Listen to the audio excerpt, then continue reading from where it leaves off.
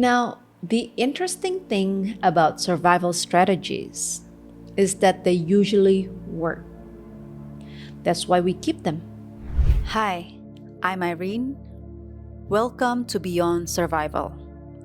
This is a space where we slow down and learn how to feel safe in our own lives again.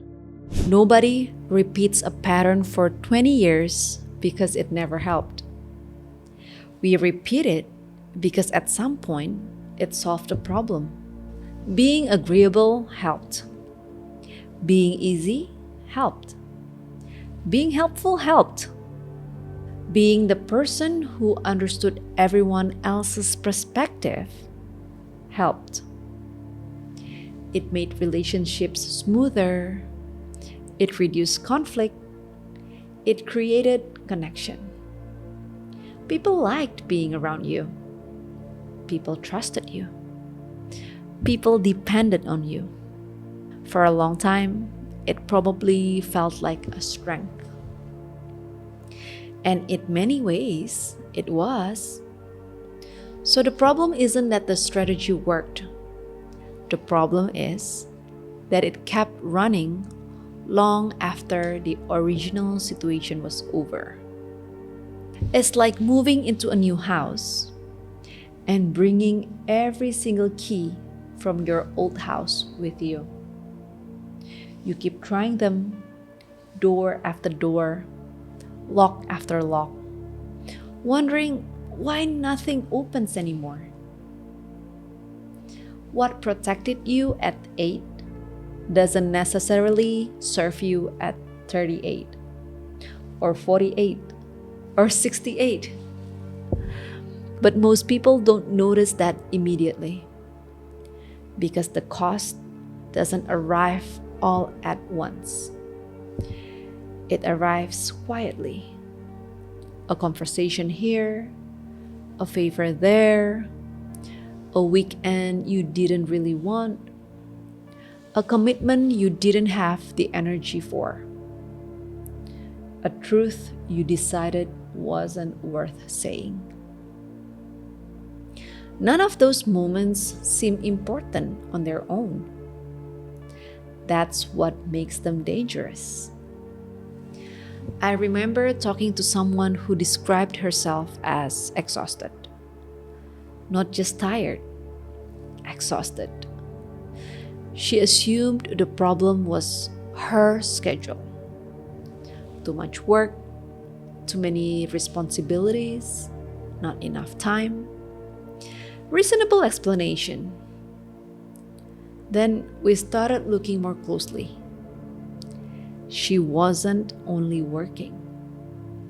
She was managing everybody's emotions, everybody's expectations, reactions, comfort, at work, at home, with friends, with family. She entered every room asking the same unconscious question.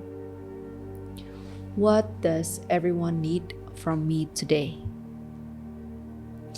The question sounds generous until you realize what was missing.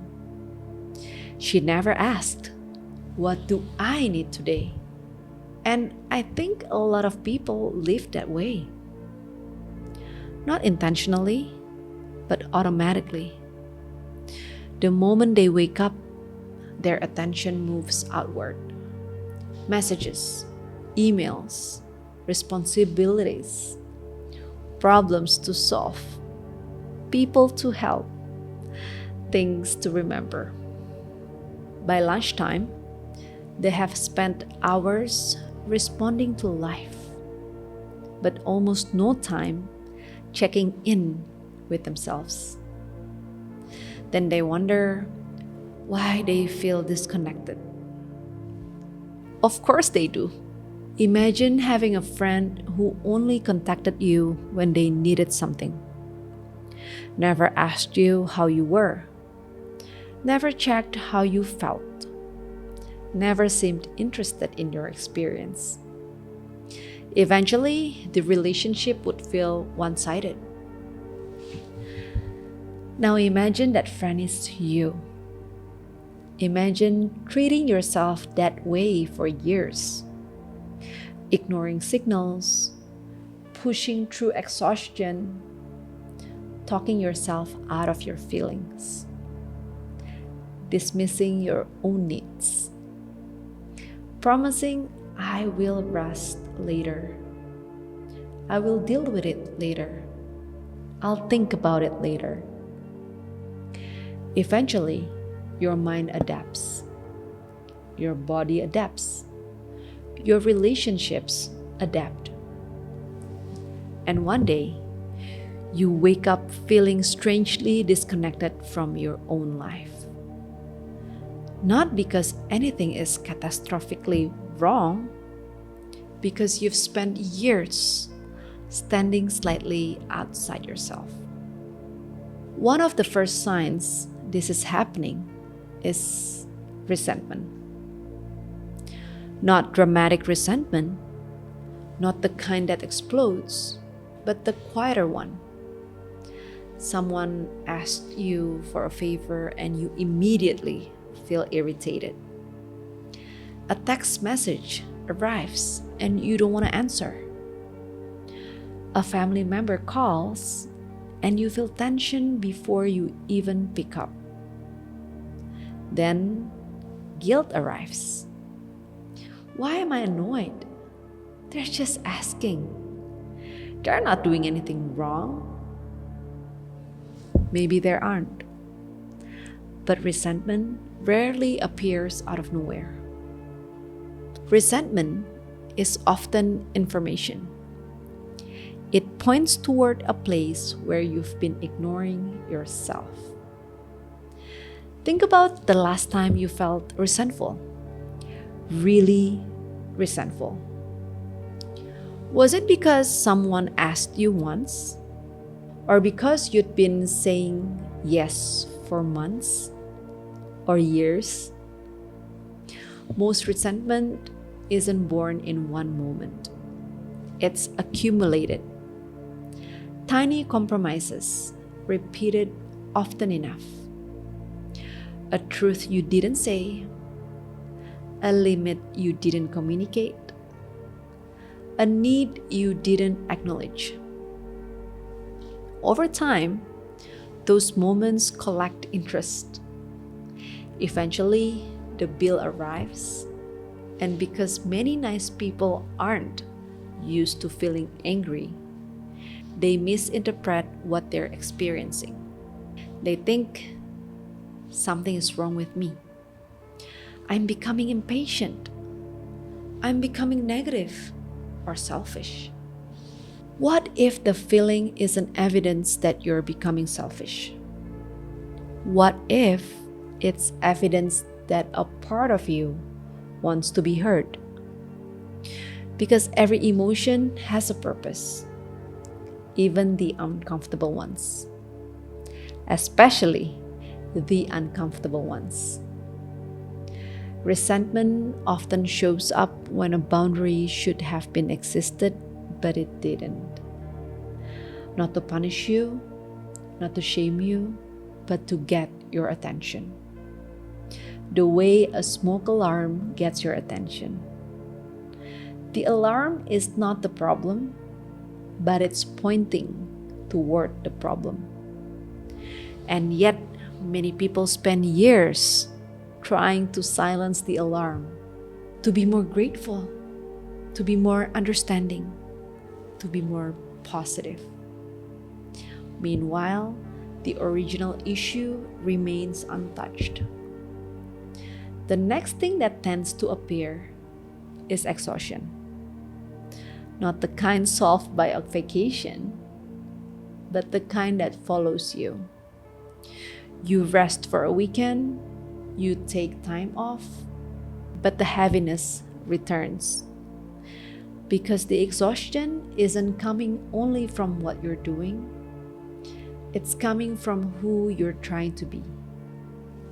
Holding a role requires energy. The perfect one, the strong one, the person who never needs anything. the person who holds everything together.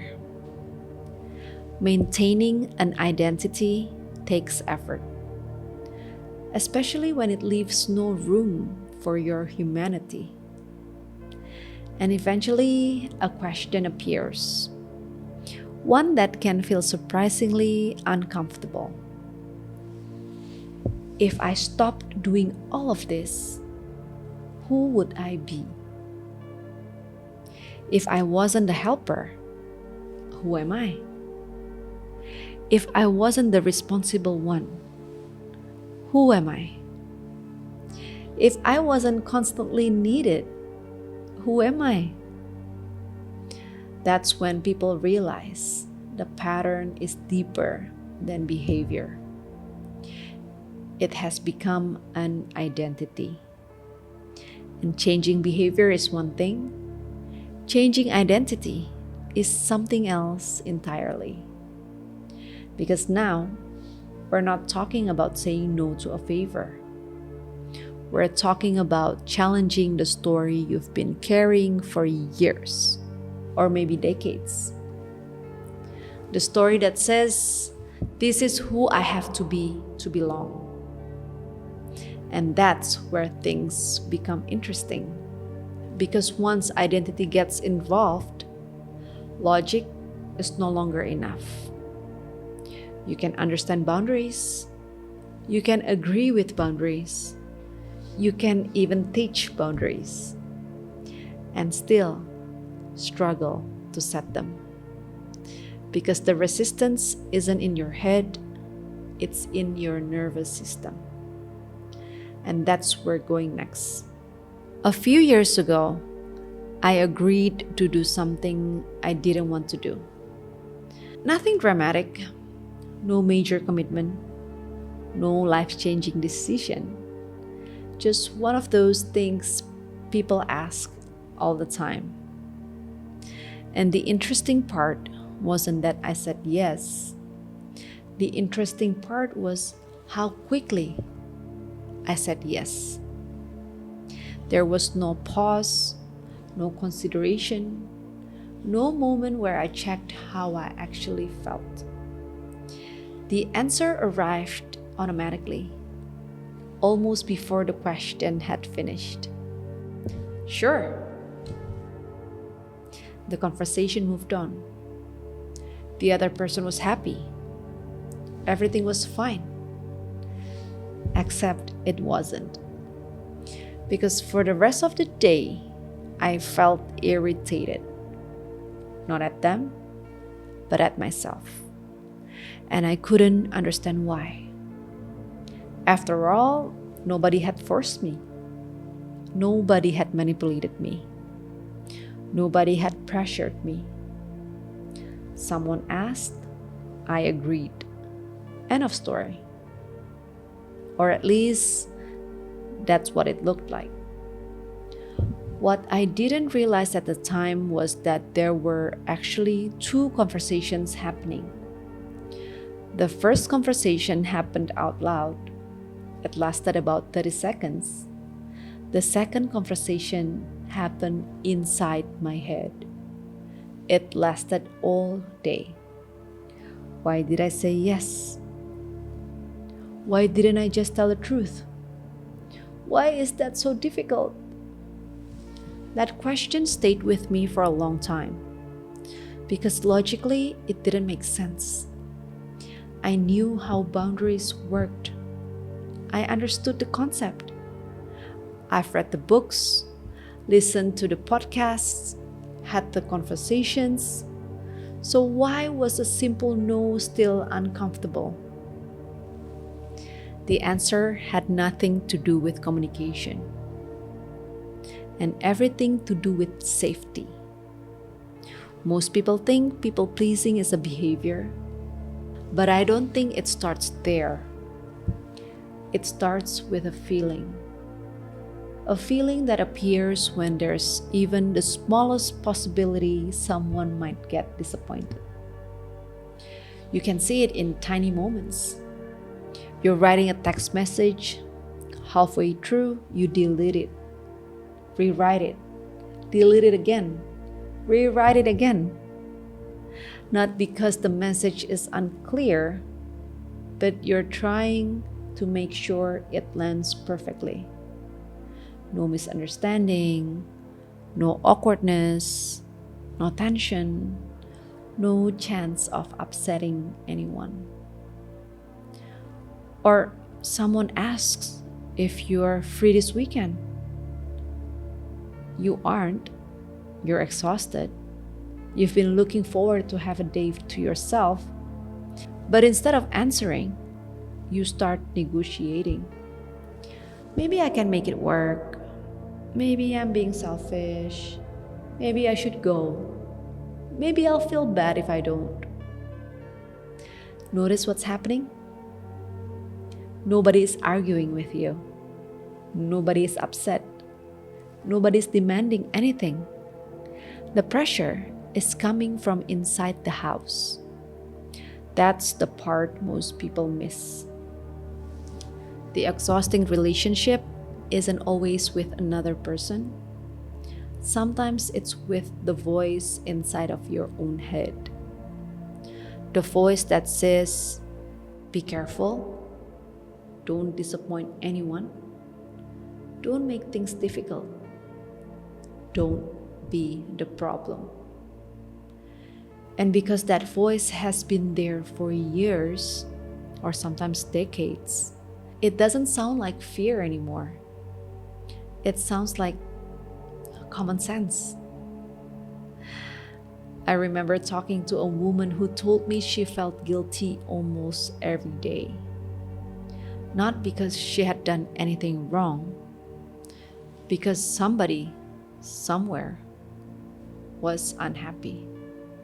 A friend felt neglected, a family member felt disappointed, a colleague seemed annoyed, and somehow she felt responsible for all of it. When she described her life, one sentence stood out. She said, I just want everybody to be okay.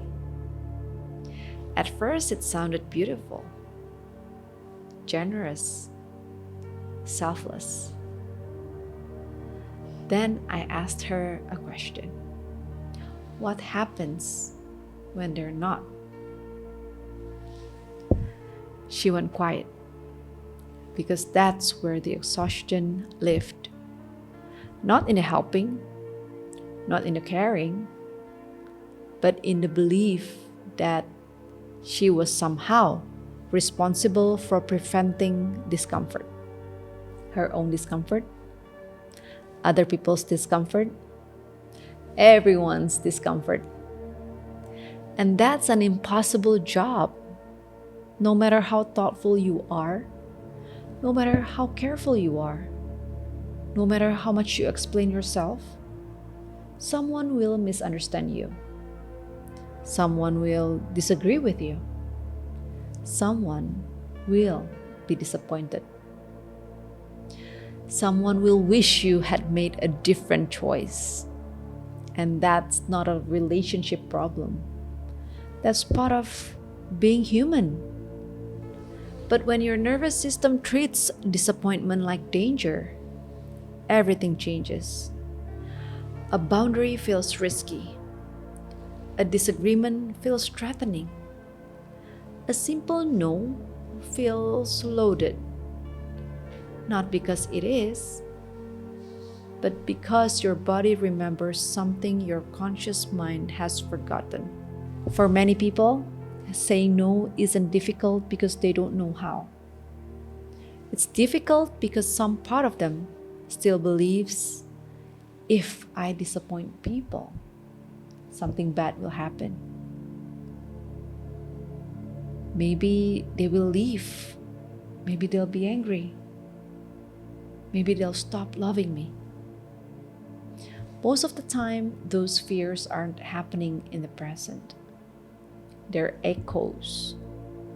Old rules trying to survive in a different life. And here's what I wish somebody had told me earlier. The goal isn't to stop feeling guilty. The goal is to stop treating guilt like a command. Because guilt is just a feeling, not an instruction. You can feel guilty and still tell the truth. You can feel uncomfortable and still protect your energy. You can disappoint someone and still be a good person. That was one of the hardest lessons for me. Because for years, I unconsciously think that being a good person meant making sure everyone around me was okay. Now, I think it means something different. I think being a good person includes being honest. Honest about your capacity. Honest about your limits. Honest about what you can give and what you can't. Because the alternative sounds kind, but eventually it turns into resentment. And resentment is often what happens when honesty has been postponed for too long. The truth is, healing didn't begin when I learned how to say no. It began when I stopped assuming someone else's disappointment meant I had done something wrong. That changed everything.